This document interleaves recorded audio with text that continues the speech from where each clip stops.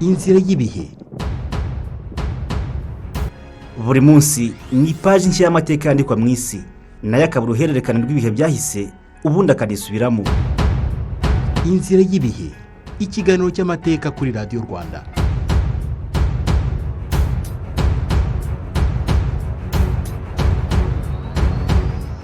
Guhanganisha amahame no kumaranira ijambo n'ubugenzuzi ku bice bigari by'isi hagati ya Leta Zunze Ubumwe za Amerika n'Uburusiya, ariko ibihugu byombi ntibyagira urugamba bihuriramo byeruye. Intambara zabo zirwanirwa ahandi, ni iziswe proxy wars cyangwa guerre par procuration. Ibyo byararambye cyane mu bice byinshi by'isi kuva mu 1947 kugera mu 1991. Nibyo byiswe intambara y'ubutita.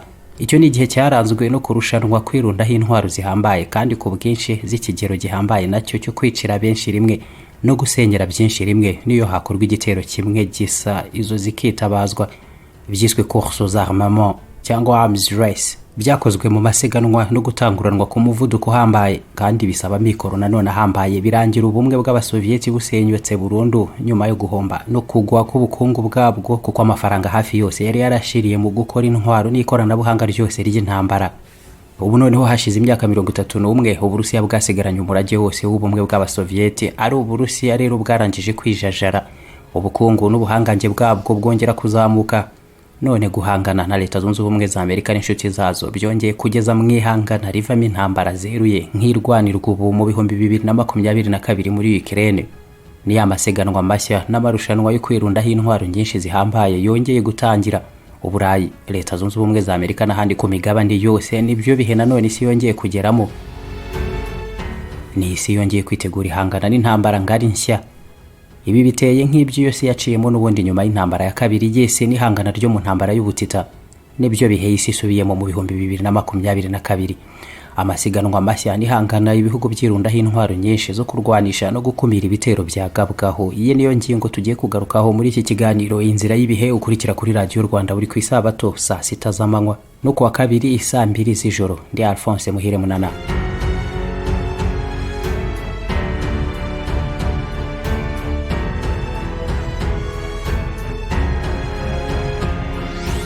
Miliyaridi zisaga 100 z'amayero agomba gushorwa mu kuvugurura igisirikare ku bihugu nk'Ubudage, kongeraho izindi miliyaridi 75 z'amayero zihwanye na 2% by'umusaruro mbumbe. Ayo ngaya agomba gushorwa ku gisirikare ngo kigere ku rwego rw'ubushobozi busabwa n'umuryango wa OTAN. Ni igisirikare cy'Ubudage igihugu cyari gisanganywe ubundi politiki yo kutirirwa gishora akayabo nk'ako mu gisirikare cyacyo, kuko igihe kinini byafashwe nk'ibitari ngombwa. Ni kimwe rero n'ibindi bihugu byinshi mu Burayi byongeye guhaguruka byitegura kuvugurura igisirikare cyabyo, gukora intwaro no kugura izindi ku kigero kinini gishoboka n'ikoranabuhanga ryose rijyanye n'intambara zigezweho. Intambara Uburusiya bwashoje kuri Ukraine vuba ahangaha niyo ahanini iri inyuma y'iki cyemezo ku bihugu byinshi. Ni ibihe isi yikanga cyane ko igihe cyari cyo cyose hakwaduka nanone intambara yahanganisha ibihugu byinshi kandi karwanwa igihe kinini. Intambara kirimbuzi na irasa nigeze mu bihishoboka cyane kurusha ikindi gihe cyose cyashize, cyane nyuma yaho Vladimir Putin w'Uburusiya yasabye ingabo ze gutegura intwaro kirimbuzi zabo ngo babe baniteguye ko igihe cyari cyo cyose nazo zaraswa. Nihangana kandi rinashyirwa hejuru mu bitero bitabarika byifashisha ikoranabuhanga. Ni miliyaridi zose hamwe zisaga 1981 z'amadolari y'abanyamerika yakoreshejwe ku gisirikare mu isi yose mu mwaka umwe gusa w'2020. Ni ubwa mbere hakoreshejwe akayabo kangana uko nguko mu mateka yose y'isi, nubwo hakozwe nanone ijanisha ku musaruro mbumbe w'isi. Nanone wasanga mu bihe by'intambara y'ubutitari bw'isi yashoye amadolari menshi mu gisirikare n'intwaro kurusha ibindi bihe byose. Ariko intambara muri Ukraine nayo yahinduye byose mu buryo bwo kugura imbunda, ikoranabuhanga rya gisirikare ndetse n'intambara ubwayo. Nta kabuza amafaranga ashorwa mu kwitegura intambara no kugura intwaro ararushaho kuzamuka cyane mu isi. Ni ibihugu byinshi ubu ngubu mu Burayi byari bimaze igihe kinini cyane muri politiki zo kugabanya cyane amafaranga ashorwa muri ibi bikorwa by'igisirikare n'intambara, ariko ubu ngubu ni hafi byose mu Burayi byiteguye nanone kurenza 2% by'imari yabyo nk'inyongera ku ngengo z'imari ishorwa mu gisirikare ndetse n'intambara. Abacuruza imbunda, amasasu, ikoranabuhanga n'ibikoresho byose by'intambara bo barabyinira ku rukoma. Ni ibihe by'ibyashara bidasanzwe. Abo ngabo n'ubundi ariko nta bandi n'Abanyamerika bacuruza 39% by'intwaro zose mu isi, bagakurikirwa n'Abarusiya 19%, hakaza Abafaransa 11% ndetse n'abandi. abashoye ikoranabuhanga ryifashisha uburyo bugezweho nka GPS na drone z'igiciro gito zibasha gusenya ibifaru n'amato n'udushya dutanga ubushobozi bwo kuringaniza ingufu ku rugamba hagati y'impande zihanganye. Kuri izo nganda nta kayabo kadasanzwe kandi kiyongera ku kandi uko intambara nazo zikomeza kuba nyinshi mu isi, ari nako zihuriramo impande nyinshi zirwana. Sinibyo gusa, mu dushya duhangwa mu ntambara zirwanwa mu isi ubu ngubu ntabwo bikiri ikirere gusa, ubutaka n'amazi, kuko ikoranabuhanga naryo rikomeza kwifashishwa mu guhimba udushya tutabarika turimo no kugeza intambara mu isanzure hejuru y'ikirere. Noneho harashorwa n'akayabo kuri iyi ngingo nka za misile na laser zisenya ibyogajuru. Mu rugamba rwo ku butaka ni robo zikoresha ubwenge buhimbano burushaho gushyirwa ku kigero kindi ngo umusirikare ku murongo wa mbere w'urugamba areke kubikiremwa muntu ahubwo ab'imashini. Ubundi hakiyongeraho cyberguerre, ibitero by'ikoranabuhanga rigambiriye gusenya ibikorwa remezo mu bindi bihugu, kwiba amabanga y'ubukungu no guteza imvururu mu buryo bwa politiki. Ibi byose birakomeza gushorwamo akayabo mu buryo butigeze bugerwaho na rimwe kuva intambara y'ubutiti irangiye mu isi mu myaka isaga 30 ishize. Imvururu zikomeye n'ubwumvikane buke hagati y'ibihugu by'abanyaburayi mu bihe bitandukanye ni nabyo byagejeje mu ntambara ebyiri zikomeye ziswi z'isi kugeza ubu, zifite isoko aho ngaho mu Burayi. N'Uburayi ubu nanone burebana y'ingoye byose bijyanye n'intambara irwanwa muri Ukraine kuva mu mezi abiri ashize. Nicyo kibuga ubu ngubu kigeragerezwaho ubuhangange bwa zimwe mu ntwaro zigezweho nyinshi. Ubu ngubu nizo zahindutse ikirango nyirizina cyo kwihagararaho kw'abasirikare ba Ukraine imbere y'ibifaru n'indege zitabarika by'Abarusiya. Hari Javelin ziteye nk'ibihombo binini zikarasirwa ku ntugu z'abasirikare barwanira ku butaka, zakozwe n'Abanyamerika zikagira ubushobozi bwo gusenya ibifaru. Hakiyongeraho Stinger nazo ziteye uko nguko zihanura indege zigurukira ku butumburuke buto zikwepa za radar. Izo Stinger nazo zikarasirwa ku ntugu z'abasirikare zigahanura indege. Izo zose ni zimwe mu z'Abanyamerika bohereje muri Ukraine ku bwinshi, ariko barenzaho nanone na drone kamikaze cyangwa se drone ubwazo ziba ziteye nk'ibisasu bigurutswa kuko zisekuzwa ibyo zoherejwe kurasa, nazo zigashwanyukira aho ngaho ako kanya. Zirimo iz'Abanyamerika bise Switchblade nazo bohereje muri Ukraine ku bwinshi. Ni ibihugu muri rusange bigera kuri 20 byose byemereye Ukraine kubaka intwaro nk'izo nyinshi bakaziboherereza ngo bakunde barwanye Uburusiya uko bashoboye kose ku buryo butazigera na rimwe bwigarurira iki gihugu. Ni intambara kuri Ukraine yahise ihindura politiki zose ku gisirikare cy'ibihugu hafi ya byose mu isi ku ikubitiro mu Burayi. Nous sommes à un tournant historique. Ni tariki 27 z'ukwezi kwa kabiri muri uyu mwaka wa 2022. Chancelier w'Ubudage Olaf Scholz ati tugeze mu gihe gikomeye cyane cy'impinduka zidasanzwe mu mateka yose y'isi. Isi izakurikiraho mu bihe bije ntabwo izabiteye nk'iyubu, byose bizaba byarahindutse. Uburusiya bugishoza intambara kuri Ukraine, Ubudage bwahise busubukura nanone gahunda yo kugura imbunda nyinshi, kuzikora ndetse no kuvugurura igisirikare cyabwo haherewe kuri miliyari 100 zose z'amayero muri iyi gahunda. Polonye, Ububiligi, Denmark nabo nuko bahise bitwara hafi hose mu Burayi. Igisirikare kiri kuvugururwa hagurwa intwaro zihambaye n'ikoranabuhanga mu bwirinzi kimwe n'ubushobozi buhambaye bwo kugaba ibitero. N'Uburayi bwiteguye intambara muri rusange. Cyakora nanone nubwo ubu bigeze ku kigero kitari cyarigeze kigerwaho na rimwe kuva mu myaka 30 ishize, ariko n'urugendo Uburayi bumazemo n'igihe hagati y'ibihumbi 2011 n'ibihumbi 2020 imari ishorwa mu gisirikare yarazamutse cyane kugera ku mpuzandengo y'8.5 mu Burayi bw'Uburasirazuba kugeza kuri 74% mu Burayi bwo hagati. N'ingengo y'imari ya gisirikare no kwitegura intambara yazamutse hose kugeza nk'ubwo ngo kuri 76% ku Bashinwa, 34% mu Buhindi, 26% mu Burusiya. Nibi hariko nanone nka Leta Zunze Ubumwe za Amerika zuzagabanije ayo mafaranga ku kigero c'10%, ariko n'ubundi kigakomeza kuba igihugu cyiza imbere cyane ku ngengo y'imari ya gisirikare mu isi. Yari miliyari zisaga 778 z'amadolari y'Abanyamerika mu bihumbi 2020. Iyo ubwayo ni ingengo y'imari Leta Zunze Ubumwe za Amerika ziteguye kugeza ku ngano nini zitari zarigeze zigezaho na rimwe. Ibyo ngibyo bikagerwaho nibura mu mwaka utaha w'ibihumbi 2023. Ni igihugu n'ubundi gicuruza intwaro nyinshi mu isi, kigakurikirwa n'Uburusiya, Ubufaransa n'Ubushinwa.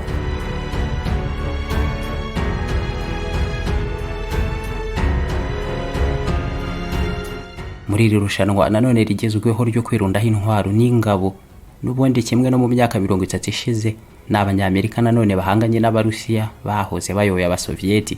Ni nk'ibihe by'intambara nshya y'ubutita neza. Ni OTAN ihanganye n'Uburusiya. ahangaha impande zombi ziramutse zigereranijwe hari Uburusiya kuva mu 2008 bwatangije ibikorwa byo ku rwego rwo hejuru mu mavugurura ahambaye mu bushobozi bw'igisirikare cyabwo ndetse n'ibikoresho by'intambara, kikaba igisirikare cyavuguruwe mu buryo bwose gishorwamo imari haba mu buryo bw'imyitozo ku ngabo, ibikoresho bishya by'intambara n'ikoranabuhanga rigezweho. Ariko kandi uko Uburusiya bwabigenza kose, ku mpapuro n'imibare ni igihugu cy'ubuhangange bwakomeza kuba buto mwegereranya na Leta Zunze Ubumwe za Amerika zifatanya n'ibindi bihugu bigera muri 30 muri OTAN. Habazwa umubare w'abasirikare nk'ubwo ngubwo bakwitabazwa icyarimwe mu ntambara, OTAN ifite abasirikare batajya munsi ya 3,300,000 mu gihe Uburusiya bwo budashobora kurenza 900,000. Amafaranga OTAN ishora mu gisirikare yarangije kugera muri miliyaridi 1,103 mu mwaka w'2020, mu gihe ari miliyaridi 62 gusa ku Burusiya. Na amato manini ahindurwa ibirindiro ku nyanja agera kuri 16 OTAN ifite, bukaba ubwato buteye uko nguko bumwe gusa Uburusiya bufite. Amato 22 yibira akagendera munsi y'amazi y'inyanja akagira n'ubushobozi bwo gutwara no kurasa ibisasu kirimbuzi OTAN ifite. Ayo ngaya akaba 11 ku ruhande rw'Uburusiya bunafite nanone ibihugu bike cyane mwese byafatanya nabwo mu ntambara birimo Byelorusi, Armenia kimwe n'ibindi bihugu bike muri Aziya yo hagati byasinyanye n'Uburusiya amasezerano y'ubufatanye mu bya gisirikare, ibyo birimo Syria. J'ordonne au ministre de la Défense et au chef d'État Vladimir Putin w'Uburusiya atemaye itegeko ubu ngubu minisitiri w'ingabo ndetse n'umugaba mukuru w'ingabo ryo gutunganya intwaro kirimbuzi zacu ngo zibe ziteguye gushyirwa kuri serivisi y'intambara igihe icyo ari cyo cyose byaba ngombwa, et au chef d'état-major de mettre les forces de dissuasion de l'armée russe en régime spécial d'alerte au combat. Ubwo n'ubutumwa budasanzwe kandi bushyira intambara mwese ku rundi rwego. Ubuyobozi bw'ibihugu butangira gutangariza kuri televiziyo ko bwiteguye kurasa intwaro kirimbuzi. Ibyo nta na rimwe byari byarigeze bibaho mwese, nibyo mu 2022 kuko n'igihe Abanyamerika ubwabo bazirasa ku Buyapani nta tangazo ryashoboraga kubigarukaho. Ibyo ni bigezweho ko nguko kandi mu gihe gahunda n'ubwumvikane bwose bwariho ari uko izi ntwaro zagabanywa kandi ntizibe zakongera kugira aho ziraswa na hamwe mwese. N'isi yari isanganywe cyitwa Ordre Mondial cyangwa gahunda iyobowemo, ikaba ubu rero ari gahunda isa n'imaze gusaza mu myaka 30 gusa ishize ishinzwe ikemeranywaho. Ni ibihe nta kicyemerwa na bose ngo gikurikizwe. Isi y'ubuhangange burushaho kubarizwa mu mpande zitandukanye, nta gihugu na kimwe kicyemererwa kuyoboresha isi amahame amwe yemerwa na bose. Ntikiri Ordre Mondial nyayo, ni isi ahubwo igeze muri Desordre Mondial igomba kuba itazatinda guteza intambara y'isi ubwayo mu gihe ibihugu bimwe byiteguye kurwanisha intwaro kirimbuzi zabyo. Aho ni nako ibindi bihugu nabyo bikomeje kwihuriza mu matsinda y'impande byabarizwamo mu gihe icyo ari cyo cyose intambara rusange nk'iyo yakwaduka. Ku ngingo kirimbuzi hari Uburusiya kugeza ubu ngubu bufite ibisasi 5,977 mu bubiko bwabwo, ari nacyo gihugu ubwo gifite ibisasu kirimbuzi byinshi kurusha ibindi byose mwese.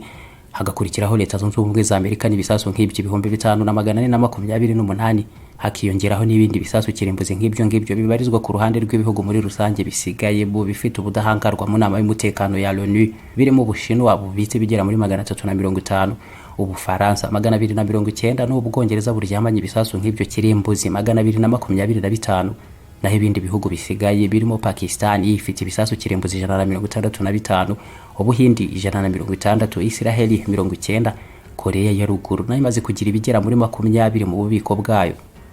Kuri iyi ngingo Abarusiya n'Abanyamerika bayoboye impande zinahanganye cyane nanone hafi nko mu bihe by'intambara y'ubutita, ni nabyo bihugu byombi bibitse hejuru ya 90% by'intwaro kirimbuzi mwese. Kuvuga intambara y'ubutita yarangiraga mu 1991, iki ni cyo gihe isi yiteguye intambara rusange cyangwa se y'ingano yo kwitwa y'isi. Amategeko yaramaze igihe kirekire akurikizwa no kuri gahunda ubwayo y'izi ntwaro kirimbuzi na yarasana yavuyeho. Buri gihugu kirikorera ibyacyo uko kibishoboye n'uko kibishaka. Ibi bihugu hafi ya byose guhera mu mwaka ushize w'2021 nibwo byarushijeho gukaza cyane imishinga yabyo kuzamura intera, ingano ndetse n'imibare y'ibisasu kirimbuzi byabyo. Ibi byose n'ubwa mbere bigezweho. Volant à basse altitude, portant une ogive nucléaire, ce missile de croisière discret est invincible pour tous les systèmes de défense antimissile et de défense aérienne existants et futurs. Hashize imyaka 4 Uburusiya bumurikiye isi igisekuru gishya cy'ibisasu kirimbuzi byiswe ko nta cyabitangira kibaho mwisi kugeza aka kanya. Ni buri gihugu uko kibishoboye ubu ngubu gishakisha intwari isumbe izindi haba mu buryo bw'ubwirinzi no kugaba ibitero. Vuba hangaha Korea ya ruguru ku itariki 24 Werurwe mu 2022 Perezida Kim Jong-un yagaragaye mu myambaro n'amadarubindi byijimye akikijwe impande zose n'ingabo ze babukereye mu gikorwa cy'ingenzi kuri iki gihugu kidasanzwe. Igikorwa nta kindi cyari kugerageza ibisasu bya misile by'ubukana iki gihugu kitari cyarigeze kigeraho na rimwe.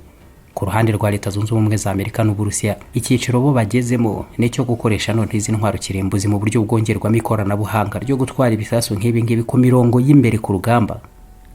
Babigize mobile ku buryo bitakiri ibyo gushyirwa ahantu hamwe ngo abariho byarasirwa gusa nk'uko byahoze mu myaka yashize. Patrick Shanahan yari minisitiri wungirije w'ingabo muri Leta Zunze Ubumwe za Amerika mu 2019. Nous devons maintenir crédibles les moyens de dissuasion de l'Amérique en les modernisant. Ati ni igihe kigeze ubu ngubu ngo tuvugurure intwaro kirimbuzi zacu tuziteze imbere kurushaho. Izi ntwaro kirimbuzi zivuga uko mu gihe kinini zakomeje kwitwa izishinzwe kubuza uwo ari we wese kuba yagaba ibitero ku bazifite. Zamaze igihe kinini zaragizwe nk'inzogi n'imyugariro yirinda abazifite kuko bizwi ko igihe cyose bazitabaza bakazifashisha icyo gihe intambara yahinduka icyago kubagabye ibitero ubwabo n'abirwanaho. Ubu rero ni ibihugu bizitunze noneho byiteguye kuzirwanisha atari ukuzikangisha gusa uko byahoze ngo abandi babatinye.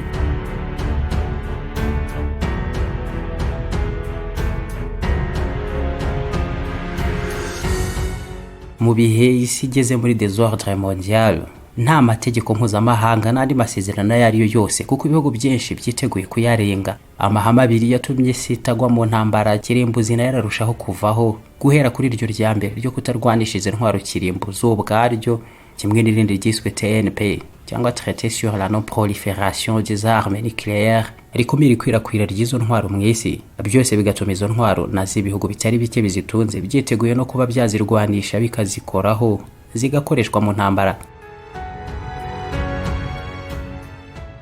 Misile rutura ziraswa mu ntera za kwambukiranya imigabane zikaba n'izapakirwa imitwe y'ubumara kirimbuzi, indege z'umuvuduko no gukwepa za radar, amato y'ikoranabuhanga ryose ry'intambara no kuvugurura ububiko bw'ibisasu kirimbuzi.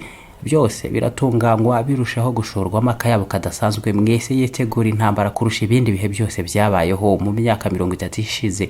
Ibyo byose nabyo byashyirwa ku ruhande y'indi ntwaro nshya ni cyber attack, ibitero by'ikoranabuhanga ku buryo buhari guhimbwa n'amashami ya gisirikare kabuhariwe muri ibi bitero, kimwe n'igisirikare gishya gishinzwe noneho intambara mu isanzure. Ntibikiri ikirere, inyanja n'ubutaka gusa birebwa, n'intambara abatuye isi biteguye no kurwanira mu isanzure n'ubugenzuzi bwaryo. Drone zirahagurutswa ku mpera y'isi zigatwarwa mu ikoranabuhanga rigezweho zikayoborwa neza kugeza zigabye ibitero ku yindi mpera y'isi. Intambara isa n'irwanishwe mashini.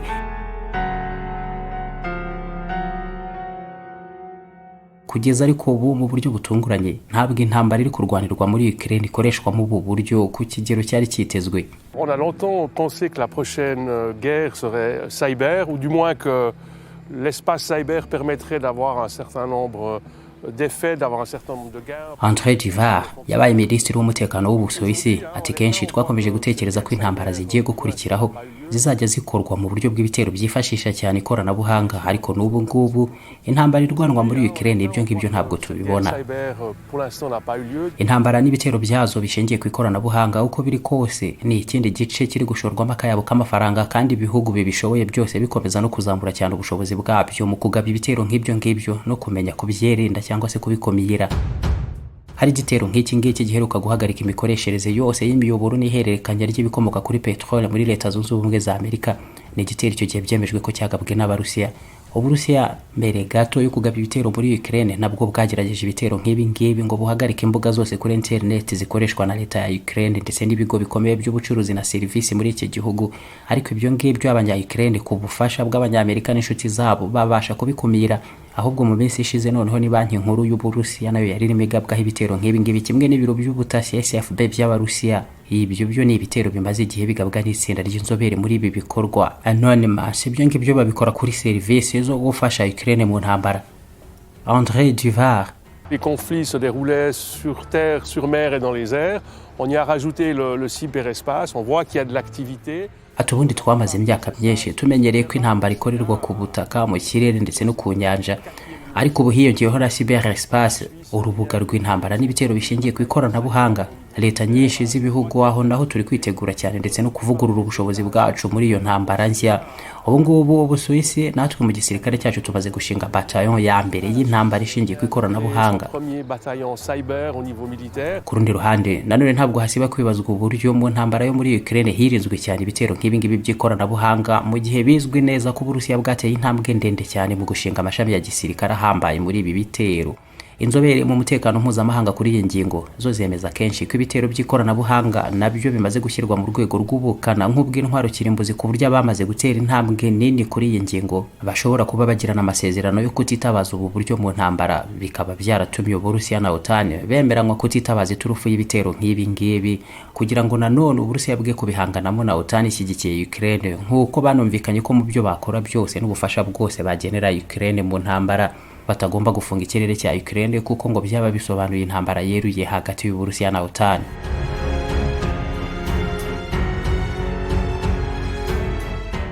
Ku ruhande rumwe hari intwaro kirimbuzi ubwazo, icyo kikaba icyiciro kwacyo, ariko kandi hakaba n'izindi ntwaro nazo kenshi zibujijwe cyangwa byaranje kumvikanwaho ko zitagomba kwitabazwa mu ntambara, zirimo iz'uburozi bushingiye ku binyabutabire bitandukanye. Izo ngizo ariko nazo zirimo n'izitarashyizwe ku rutonde, kuko amarozi n'ibinyabutabire byavangwa mu bundi buryo bigahabwa n'inyito nshya, kimwe na za virusi zihinduranya zigahabwa n'amazina mashya. Aho rero bikaba byagorana cyane kuri iyi ngingo gukora urutonde ngo ruzarangire rwashyizweho akadomo. Ibyo bituma hari ibinyabutabire byinshi bitezwe imbere mu bundi buryo bigahindurwa intwaro z'amarozi ahambaye ahitana benshi icyarimwe. N'ubundi bwoba buriho ko mu ntambara muri Ukraine ubu ngubu iyo nayo ishobora guhindurwa intwaro yakwitabazwa, kimwe no mu zindi ntambara zizaduka mu bihe biri imbere. Kuri iyi ngingo ariko nanone kimwe n'ibisasu kirimbuzo buryo kugeza aka kanya ari Abanyamerika bonyine babikoresheje bagerageza kubirembuza Abayapani bari barababanye bamba hagana mu mpera z'intambara ya kabiri y'isi. N'Abanyamerika n'ubundi bitabaje intwaro z'amarozi nk'ayo ngayo mu ntambara muri Vietnam.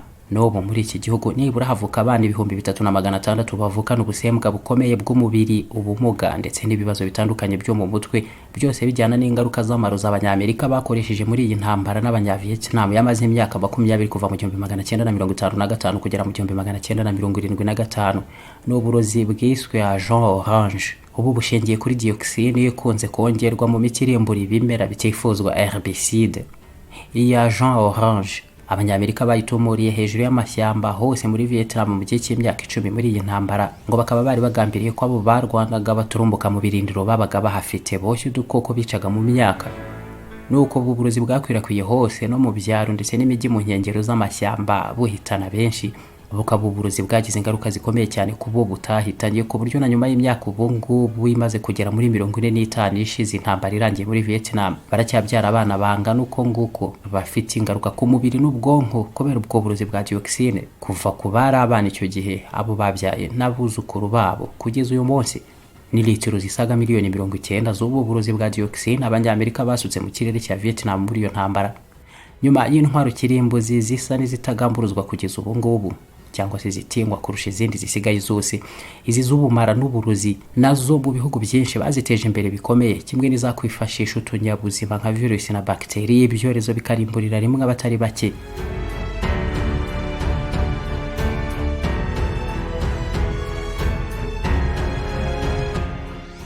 Nibyo ibihugu byinshi bihugiyeho mu bushakashatsi bukomeye n'amasiganwa kirimbuzi ashorwamo akayabo k'ingengo y'imari muri ibi bihe gusumba ikindi gihe cyose cyabayeho mu myaka 30 ishize.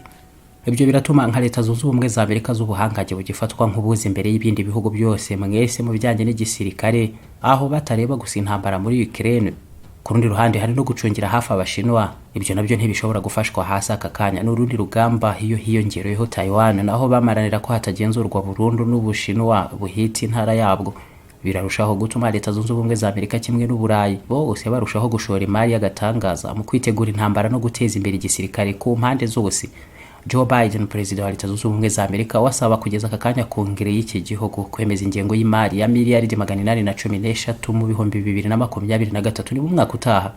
Izo ziriyongeraho miliyari 31 ku ngengo y'imari yari isanzwe cyangwa se iheruka, ikaba none hibaye ya mbere nini iki gihugu kigezeho nacyo itaragerwaho n'ahandi hariho hose mu mateka y'isi. Na amasiganwa y'urugendo rwo kurushanwa kwirundaho intwaro nyinshi no kwitegura intambara mwese, nibihiye isi igezemo ubu ngubu mu buryo buteye hafi nko mu bihe by'intambara y'ubutita mu myaka isaga 30 ishize, aho biganisha mu gihe ubwumvikane buke nabwo bwakomeza gushyirwa ku ntera ndende hagati y'ibihugu. Ni mu ntambara ya gatatu y'isi nta handi. Iyi ni inzira y'ibihe kuri Radio Rwanda. Ndi Alphonse Muhire Munana, naho ubutaha.